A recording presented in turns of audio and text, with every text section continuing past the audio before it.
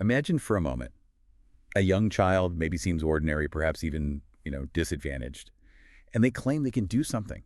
Something doctors, experts, everyone says is impossible. Yeah, how would you react? What if their, I don't know, unconventional wisdom, maybe just their quiet belief, actually held the key to a breakthrough? A miracle, even. Exactly. So today we're going to dive deep into not one, but two really extraordinary stories from the sources that, honestly, they fundamentally challenge our perceptions of where true healing or brilliance or just profound humanity actually comes from. Right. Our mission here in this deep dive is to unpack the surprising facts, the deep emotional resonance, and really the lasting lessons that are embedded in these quite remarkable tales. You're going to hear about incredible perseverance, the power of compassion, like a really tangible power, and how genuinely challenging our own assumptions can just utterly transform lives. And not just individual lives, but sometimes entire systems. It's fascinating stuff. It really is. These are parallel narratives. Two young boys who, despite, really humble, often overlooked circumstances, they became catalysts for profound healing and transformation for others. These stories are full of surprising turns, and we're going to walk you through every compelling detail. Okay, so let's set the scene for the first one. Picture this. A really brisk, biting, cold morning in Birmingham, Alabama. Yeah, the kind of cold where you can see your breath. Right. And your fingertips sting even if you're wearing gloves. Exactly that kind. And people are rushing, in and out of the Children's Medical Center on 7th Avenue, bundled up, maybe clutching coffee cups. Just there's this sense of urgency. Like they're trying to outrun their worries. That's a good way to put it. Yeah, an atmosphere maybe tinged with a bit of despair, a sort of quiet desperation hanging in the air. And then right in the middle of this hurry and chaos, there's this stark contrast. One person wasn't moving at all. He was just sitting quietly on a flattened piece of cardboard right near the hospital's revolving doors. And he was totally absorbed, drawing in this weather-beaten notebook. And this is Ezekiel Carter. Zeke? That's him. Zeke Carter, just 9 years old, looks small for his age. And his appearance, well, spoke volumes about his circumstances. Coat too big, sleeves rolled up. One of his boots had duct tape across the toe.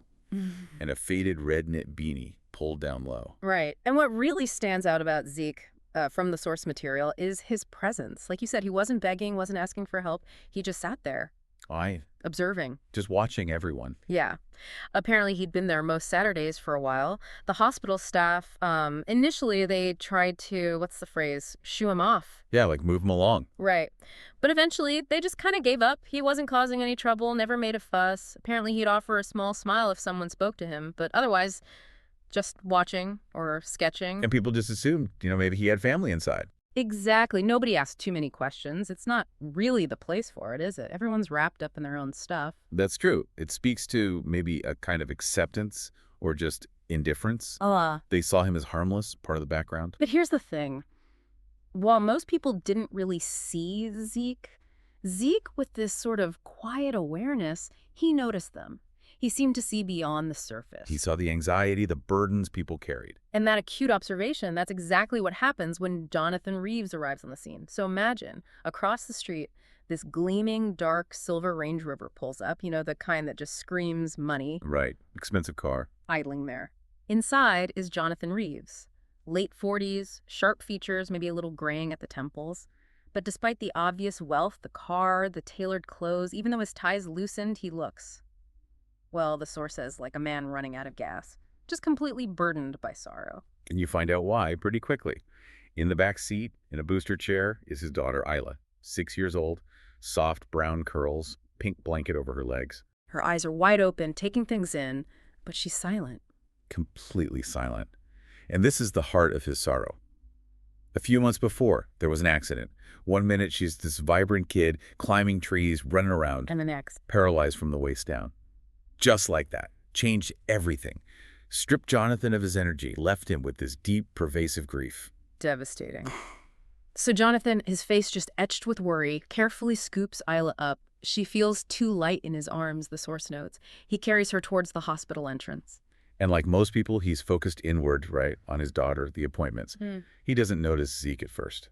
But Zeke notices him. He sees the way Jonathan holds Isla, almost like she might fall apart, and he sees how Isla's eyes are fixed on the sky, avoiding looking at the hospital building. That's such a telling detail. And it's this quiet, empathetic observation by Zeke that leads to, well, the most striking moment. Go on. Just as Jonathan and Isla are about to pass by, Zeke stands up. Yeah. Not loud, not frantic, but his voice just cuts through the low hum of the hospital entrance.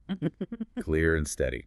What did he say? "Sir," he calls out, his voice soft but somehow resonant, "I can make your daughter walk again." Wow. Just like that. Just like that.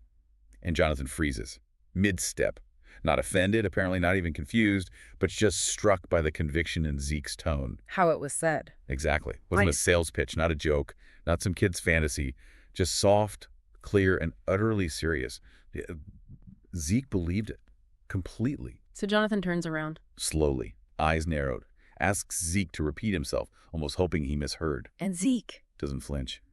"I said," he repeats, same unwavering voice, "I can help her walk again." Jonathan just stares, tightening his hold on Isla. Says something like, "That's not funny, kid." A bit of a warning, maybe. Yeah, but Zeke's voice doesn't waver.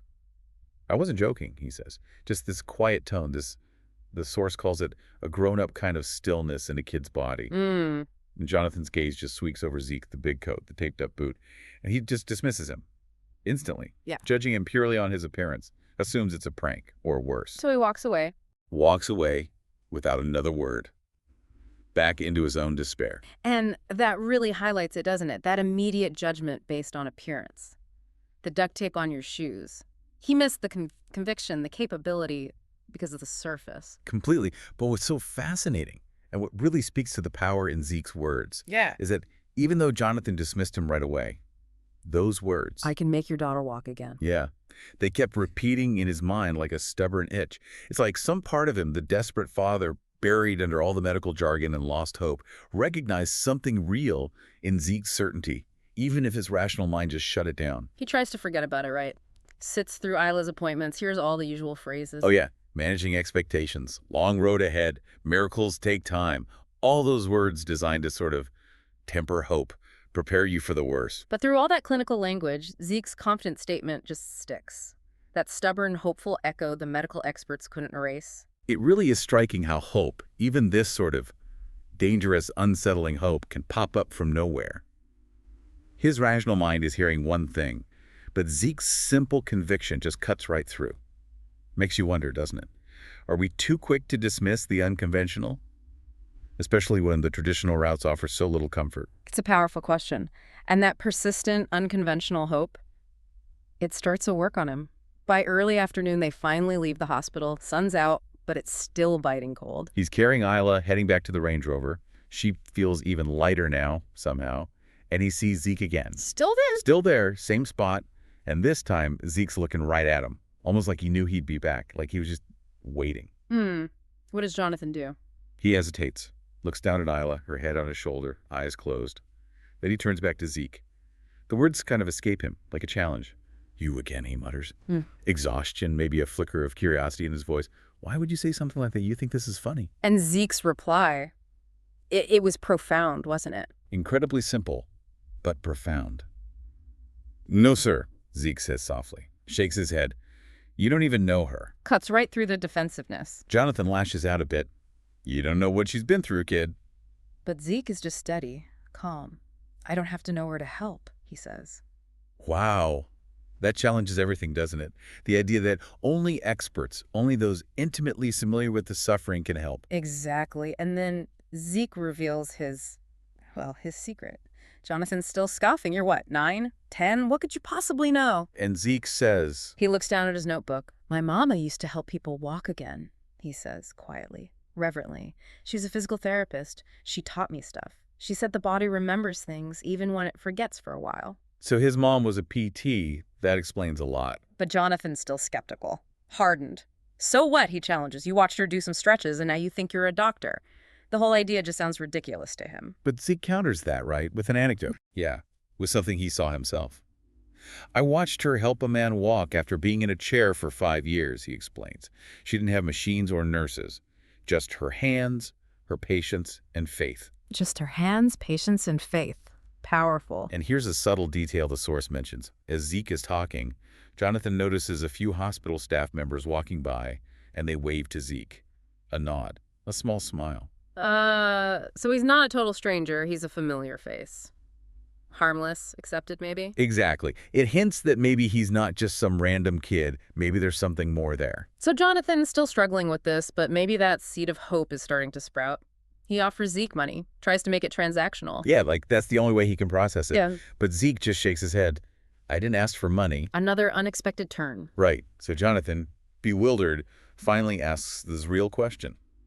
Then what do you want? And Zeke asks for. Just 1 hour, Zeke says, looking Jonathan right in the eye. Let me show you. Jonathan looks down at Isla. She's opened her eyes now, watching them both quietly.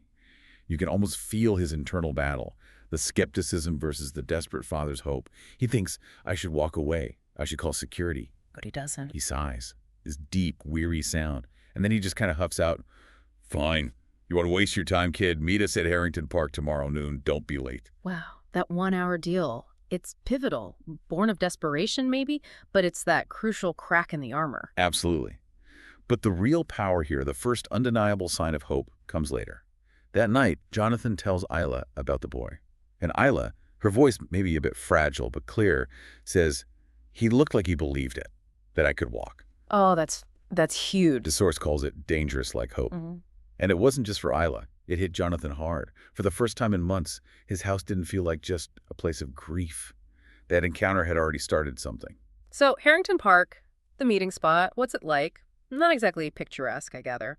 It's not at all. Described as rundown, often empty. Cracked basketball court, squeaky swings, patchy grass. Kind of forgotten. Not the place you'd expect a miracle. Definitely not. But when Jonathan and Isla arrive, Zeke's already there, waiting patiently. He's got this small gym bag. And inside, Yeah. no fancy equipment, right? Nope. Simple things, clean socks, a tennis ball, a little jar of cocoa butter, and a plastic container with warm rice wrapped in a cloth. Warm rice. Yeah, Zeke explains right away. The rice is for heat, he says. Helps loosen tight muscles. The ball is for pressure points. It's all stuff his mom used. Basic, practical, human stuff. A world away from the hospital's high-tech approach. Back to basics. Totally. Jonathan's still wary, watching closely as Zeke gently takes the blanket off Isla's legs. He places the warm rice pack over her thighs.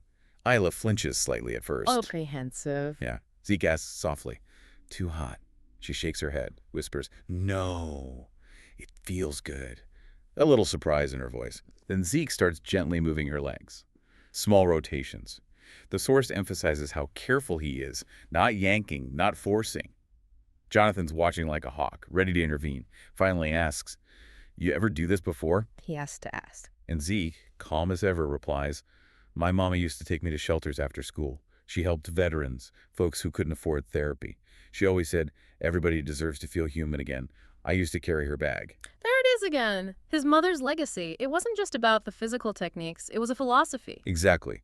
The body don't always need fancy, just attention. It's about dignity, connection.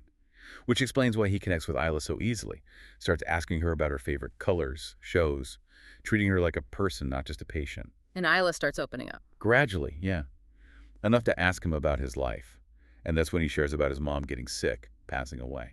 Been trying to figure things out since, he says. That shared vulnerability, it must have shifted something for Jonathan. Visibly softened his posture, the source says. That wall around his heart started showing some cracks. And did anything happen? Physically, I mean. Well, after about 30 minutes, Zeke gently taps Isla's ankle. You feel that? He asks. Isla blinks, her eyes wide.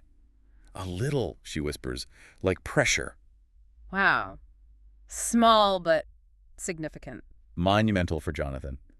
Zeke explains how kids often tighten up in a room full of machines, but the park, the open air, feels different. Jonathan doesn't say anything, but he's really listening now. And Isla tries to move her toes. Yeah, a faint attempt. Nothing obvious, but she doesn't seem discouraged, and Zeke just reassures her, your muscles. They still remember how to be used. You just got to remind them. That shift in environment from clinical to natural feels really important. Like healing needs more than just the physical. Absolutely. It's emotional, psychological too. And that little bit of progress, that pressure, that faint wiggle. It's the first real, tangible crack in the despair. And then comes the moment about money again, where Zeke's motivation becomes crystal clear. Right. Jonathan, maybe feeling indebted, offers money. And Zeke steps back, shakes his head. No, sir. I don't want your money. Jonathan must have been baffled. Looked genuinely surprised. Then why are you doing this? He asks. Zeke just shrugs, this small gesture, but his reply is huge. Because your daughter smiled. Wow. A kid with nothing, giving so much, wanting nothing tangible in return. It's pure selflessness. It really is. It shows his philanthropy isn't about money, it's about connection, purpose. It's tied directly to his mother. The source even mentions his jacket. He wears the oversized coat because it makes him feel close to her, calls it his helper's coat. A reminder of why he cares. Exactly. His mother said every good healer needed something like that. It's not just clothing, it's a symbol of his purpose. So the sessions continue. Does Isla keep progressing? She does. In the following week, she's actively trying, pushing her heel into the ground, showing real determination. Jonathan's watching, arms still crossed sometimes, but the source notes it's more to keep warm than to wall himself off. A subtle shift. He's starting to let his guard down. And he asks Zeke a deeper question. Why do you do all this? And Zeke's answer is just beautiful. Connects his own grief to this universal desire for connection. What does he say? Because I remember what it felt like when my mom used to help people, he replies. She made them feel like they mattered. I want to do that too. Making people feel like they matter. And as he says it, Jonathan clearly notices Isla's toes tapping. Just barely, but definitely moving. A silent confirmation. Jonathan's really seeing Zeke now, not just the duct tape and the big coat. He's understanding the why. Yes. He sees the empathy, the compassion, the drive to see the worth in everyone. But then, inevitably, a bad day arrives. The journey isn't always smooth. No. It's the fourth Sunday. Isla's just overwhelmed, frustrated, crying quietly, shaking, unwilling to try anything. I'm scared, she whispers. And Jonathan, he looks angry too, frustrated, snaps at Zeke. She doesn't want to do it today. Kind of dismissive. How does Zeke handle that? He's just a kid himself. With incredible wisdom, he kneels beside Isla, doesn't offer empty platitudes. Instead, he shares his own vulnerability, connects with her fear by acknowledging his. He tells her about his own struggles. Yeah. You think I never get tired? He asks, soft but firm. You think I didn't sit in a shelter and cry when my mom couldn't afford medicine and I had to just sit there and watch her get worse? Wow. That's raw, honest. And then he encourages her, this lesson in pure grit.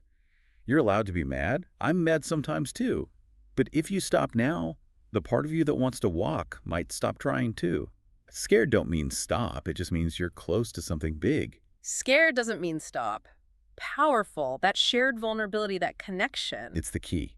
Because right after that, Isla, with this surge of determination, her right foot moves. Moves? How? Not a toe, the source emphasizes. Yeah. Her whole foot slid forward, slow and stiff, but it moved. Oh my goodness. Jonathan stunned, silent. Then just a choked whisper, do it again. That's the breakthrough. Born from connection, not just technique. Absolutely. And that night, Jonathan's outside his house, just thinking. He realizes he stopped asking who Zeke is, where he came from. It didn't matter anymore. The results spoke for themselves. Exactly. And his house, for the first time in half a year, felt like home again. He felt that dangerous, like hope again. And the wall around his heart was finally cracking. He was healing too. That personal transformation in Jonathan is just as important as Isla's physical progress. Totally. And he takes the next step. Bridges their two worlds. One night, he asks Zeke, who's sketching at the kitchen table, you ever think about going back to school? Looking towards Zeke's future. Zeke's a bit surprised. Sometimes, he says. Jonathan nods. You're smart, Zeke. You could go far. Zeke tilts his head, his purpose clear. I want to help people walk again, he says, like my mama did. Sticking to his path. Jonathan turns to him, voice firm. Then let's figure out how to get you there. Zeke gives this small, real smile. Okay. And then Jonathan offers him a place to stay. Offers him a room. Yeah. I got a guest room. You wouldn't be in the way. Zeke hesitates.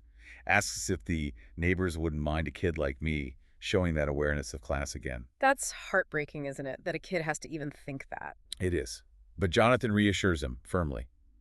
After what you've done for my daughter, they better not say a word. And Zeke moves in. Soft bed, clean sheets, a desk, a home. That's huge. It's more than shelter. It's acknowledgement, investment in his future. Jonathan sees Zeke's potential now, not just what he did for Isla. It's a testament to Jonathan's transformation. And the ripples start spreading. A nurse from the hospital sees Isla's progress in the park one Sunday. Word gets out. Fast. Through the networks of families dealing with similar struggles. The very next Sunday, when they arrive at Harrington Park, Two other families are waiting. Oh, wow. A boy with a walker, a little girl recovering from a stroke, hope and fear on their faces. Jonathan tells Zeke, "You don't have to," but Zeke just says, "I want to." Of course he does. He gives up his usual time with Isla that day to work with the new kids, teaching parents, talking to the children directly, telling them, "You're not broken. You're just learning a different way to be strong." He's building a community. Exactly. And Isla, watching him, tells her dad, "I like watching him help people." That's beautiful. The park transforms, doesn't it, from this forgotten space Into this vibrant hub. Free movement classes Sundays at noon, Harrington Park. It wasn't planned, no campaign, just organic growth from compassion and shared hope. One person's selflessness sparking a whole movement. Then a local reporter picks up the story.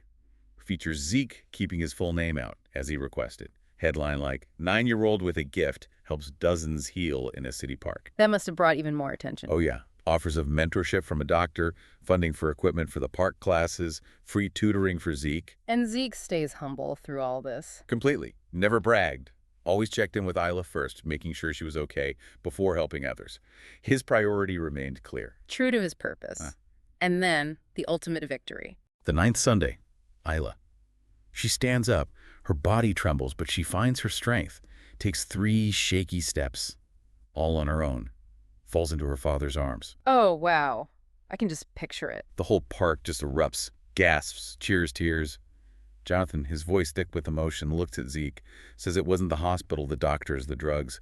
She walked because a kid with nothing decided to show up again and again, even when nobody asked him to. And Zeke's response. Quiet, heartfelt, wise beyond his years. That's what my mom would have done. I think she sees everything. What a story. It just powerfully shows that healing can come from anywhere, from anyone. It's not about degrees or status. Exactly. The source puts it perfectly. Some people don't have fancy resumes or perfect paths, but they carry something far more valuable: heart, grit, and a reason to keep showing up. Sometimes the most broken people hold the tools to help others heal. And that insight, that unexpected source of healing, leads us straight into our second story. Similar themes of unexpected brilliance, but with this added painful layer of prejudice. Right. We shift now from Birmingham to Charleston, South Carolina, a city known for its stark contrasts, right? Beautiful mansions next to crumbling projects, wealth and poverty side by side. A city of contradictions. And living there in the segregated Oakwood neighborhood with his grandmother Ida is 9-year-old Marcus Mack Washington. And Marcus has this extraordinary mind. He sees patterns in disease, in healing, that baffle experienced doctors. But his brilliance, tragically, was forged in trauma. His parents died 3 years earlier. Memorial Hospital turned them away. The official reason was capacity issues. But everyone knew the real reason. The color of their skin. This brutal injustice scarred Marcus deeply, planted 2 seeds in him. This intense need to understand why bodies fail, and a fierce determination that prejudice should never decide who gets to live. That experience became his driving force. It fueled his quest for knowledge and justice. His gift, this incredible insight into biology, was accidentally discovered by his 4th-grade science teacher, Mrs. Bennett. How did that happen? He casually corrected a high school biology textbook during class. Just said he sees how things connect. Wow. And Mrs. Bennett recognized it. Immediately. She saw his potential and started secretly giving him advanced medical materials. Smuggle them to him like contraband? She knew the risks. She warned him too, didn't she? Yes. Be careful who sees it, Marcus, she told him. Some people can't accept that brilliance comes in all colors.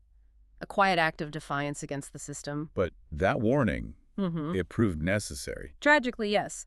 The principal, Hargrove, catches Marcus reading a complex medical journal, snatches it away. What did he say? He was awful, wasn't he? This brutal prejudice. This ain't for you, boy. Your kind should focus on practical skills. You'll be lucky to get work as a janitor. Reducing him just to the color of his skin.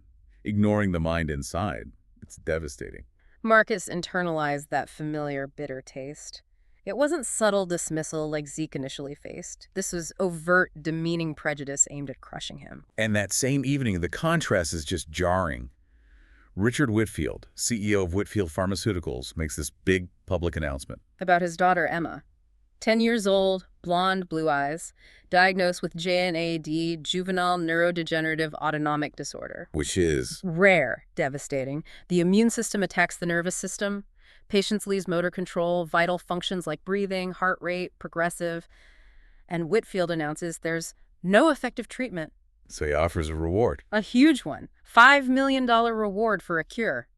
Marcus sees this on TV, and immediately his mind starts working. He sees connections others missed, tells his grandmother, Ida, I think I know what's wrong with that girl. But Ida, understandably, is protective. She knows the world they live in. Exactly, she warns him. Mac, that's their world, not ours. Even if you know something, they won't listen to a colored boy from Oakwood. They'll take what you know and throw you away like trash. That's the wisdom of harsh experience talking. Fear born from generations of discrimination. But Marcus, driven by his own past, his thirst for knowledge, he believes some things are worth the risk. He can't just stand by. So he starts working on his theory. Feverishly. For a week. He identifies this crucial autoimmune component others had missed, carefully types up his hypothesis, submits it through the official Whitfield Pharmaceuticals online portal, Hoping someone will see it. and gets back an automated rejection. Due to the high volume, we only accept proposals from accredited medical researchers and institutions. How many even read it? Not a soul. Just institutional bias, pure and simple.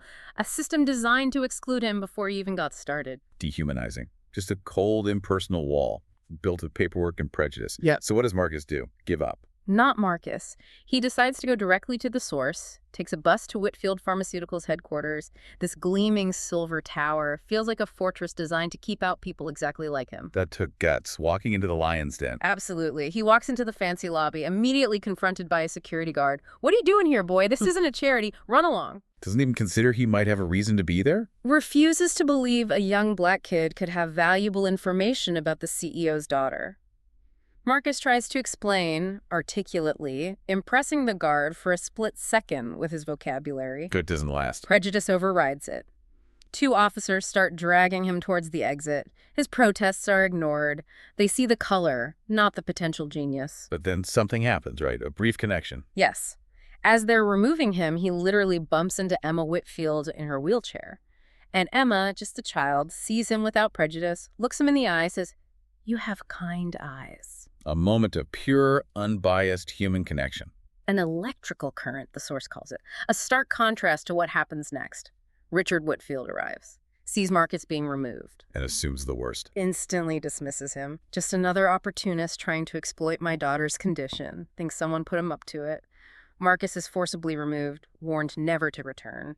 Whitfield is completely blind to the potential right in front of him, blanded by his own bias. But the story doesn't end there. There's another act of kindness. Yes.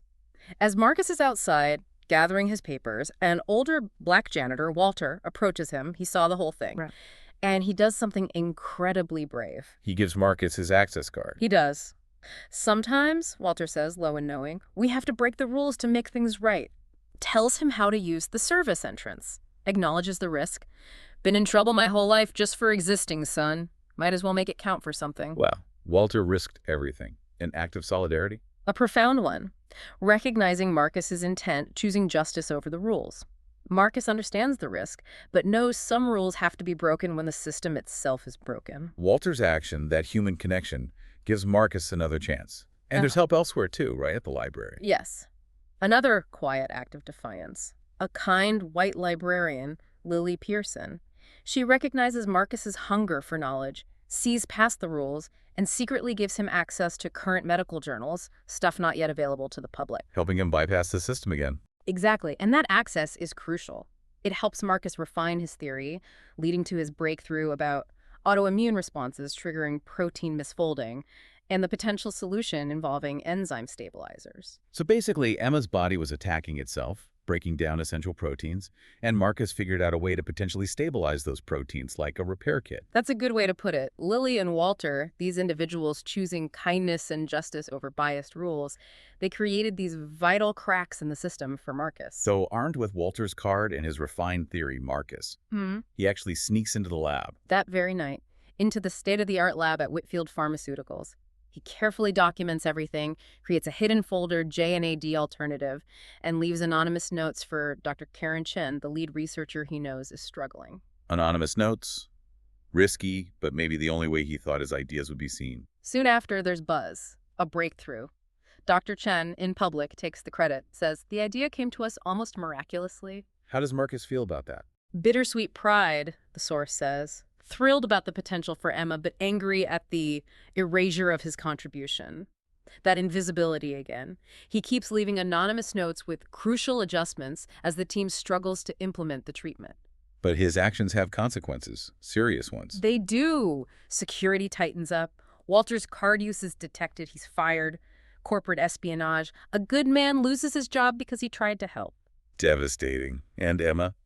Is the treatment working? No. Tragically, her condition gets worse. The experimental treatment is faltering. Time is running out. This is the harsh reality, isn't it?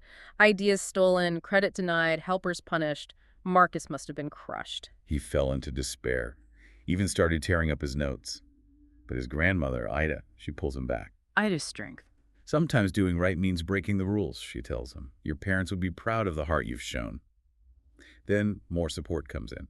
Mrs. Bennett contacts Ida, confirms Dr. Chen believes in Marcus, she's fighting for him, even risked her career, and Walter shows up too. Walter, after being fired. Yeah, tells Marcus, don't you carry that, son. I made my choice knowing what it could cost.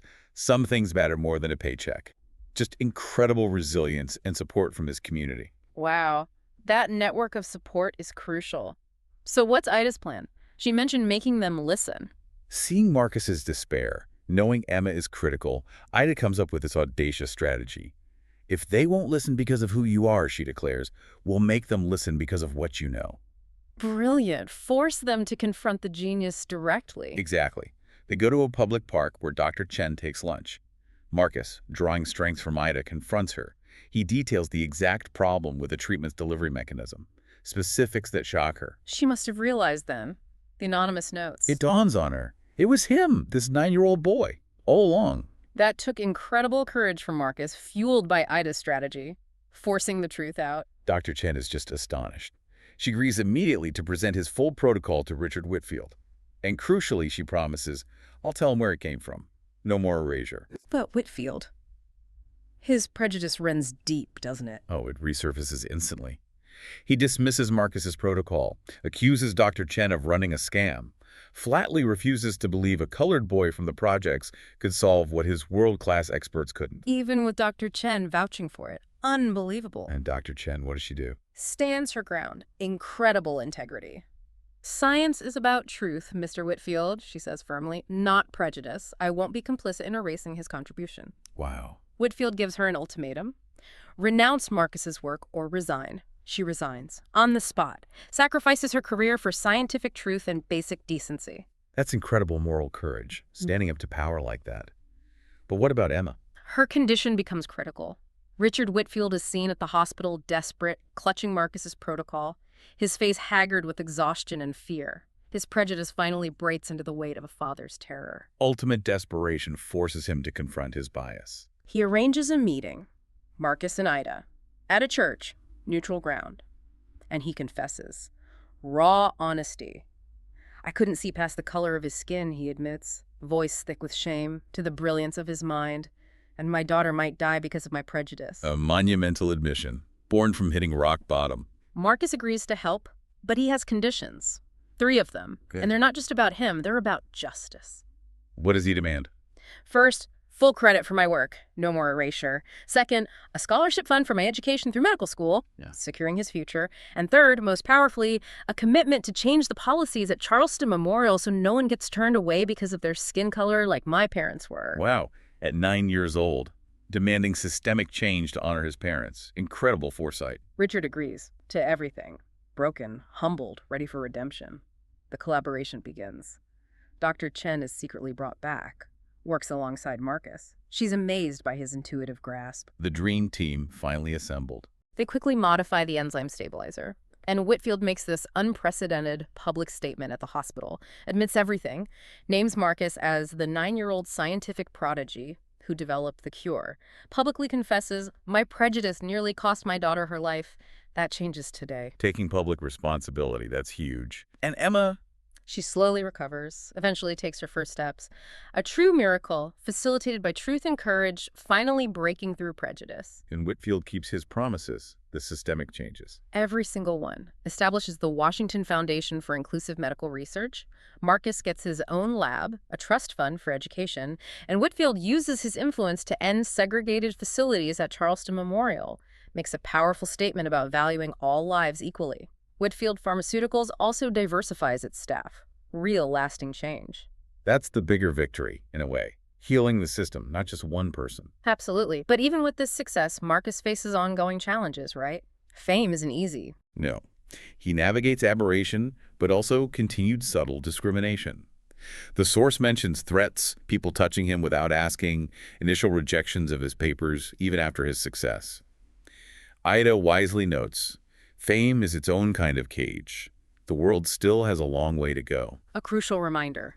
Progress was made, but the fight for true equality is ongoing. Systemic issues don't vanish overnight. Exactly. Yet amidst it all, this beautiful friendship forms between Marcus and Emma. Their bond becomes this powerful visual testament to what could be achieved when barriers fell. Emma even uses her influence now for change. That's wonderful, and the story ends. With Marcus visiting his parents' graves, a quiet, poignant moment. He tells them things are changing, slowly, but they're changing. Affirms his gift is for a future where we're all treated as human beings first, and it's closer than it was yesterday. What a powerful conclusion. Marcus's story just hammers home that brilliance has no color, no age, no status, and it exposes how systemic racism actively blocks life-saving innovation. But it also shows transformation is possible. Richard Whitfield's journey proves prejudice can be overcome, even if it takes desperation. And Emma's recovery, it's more than medical. It symbolizes judging ideas on merit, not source. And that real change needs both individual transformation and systemic reform. So if we kind of step back and compare these two incredible paths to healing, Zeke's story really highlights the power of simple human connection, doesn't it?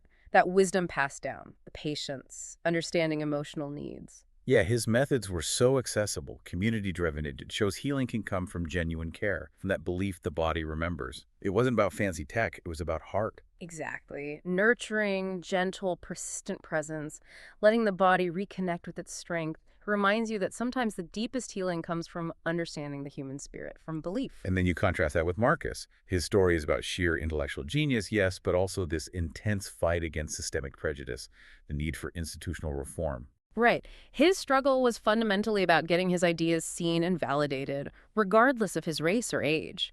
He wasn't just healing Emma, he was fighting for the principle that merit must overcome prejudice. And it forces you to ask that uncomfortable question. How many brilliant minds, how many potential solutions are lost because of societal bias, race, class, background?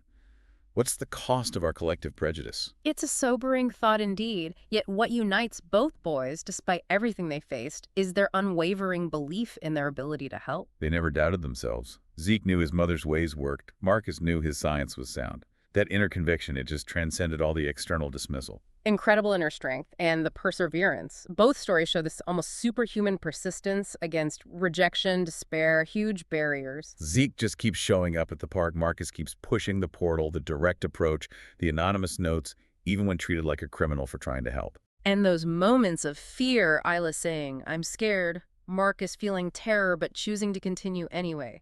That's real courage, isn't it? Acting despite the fear. It absolutely is. And these stories together, they just shatter our assumptions about who holds knowledge, who provides solutions, where authority lies. Yeah, are we too quick to dismiss wisdom if it doesn't come in a familiar package?